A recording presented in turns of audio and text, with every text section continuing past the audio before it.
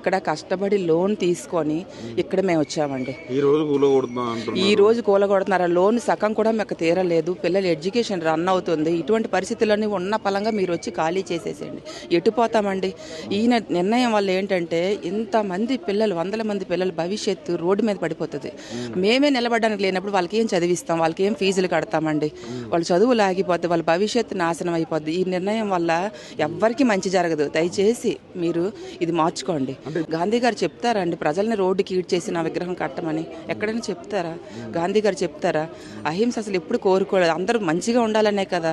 ఇంత మా ఒక్క అపార్ట్మెంట్లోనే 450 ఫ్యామిలీస్ అంటే ఎంతమంది సీనియర్ సిటిజన్స్, పిల్లలు, ఒక స్టాచ్యూ. మరి గాంధీ గారు అయితే చెప్పరు ఎంతమంది ఇబ్బంది పెట్టమని. ఆయన ఉద్దేశం ఎక్కడా లేదు.